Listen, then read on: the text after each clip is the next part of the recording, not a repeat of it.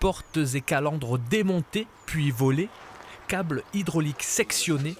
Dans la nuit de samedi à dimanche, 7 tracteurs routiers sur les 20 que compte cette entreprise de transport sont saccagés et retrouvés dans cet état. Petit détail, la carrosserie n'a pas été touchée.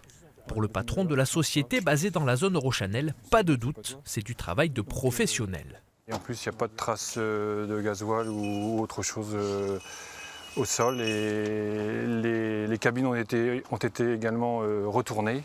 Mais a priori, il manque peu d'objets de nos chauffeurs. C'est très ciblé, oui.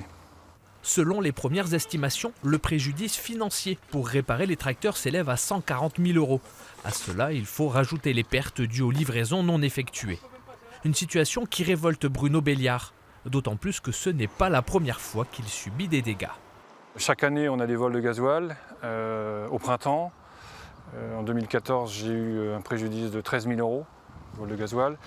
Nous avons régulièrement et de plus en plus des intrusions de migrants, de clandestins, dans nos remorques, avec des détériorations de marchandises, donc des litiges commerciaux. Ça fait mal au cœur quand on arrive devant et qu'on voit un tel saccage, c'est atroce.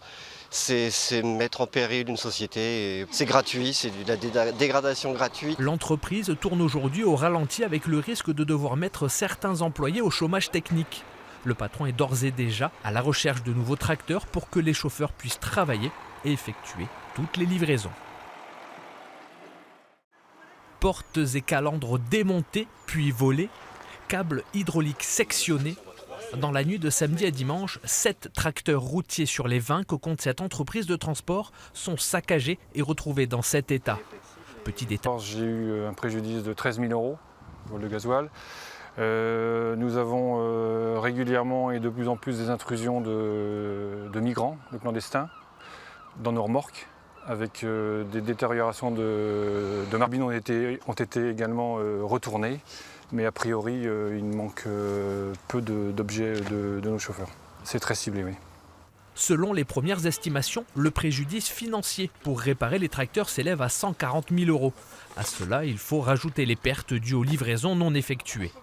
Une situation qui révolte Bruno Béliard, d'autant plus que ce n'est pas la première fois qu'il subit des dégâts.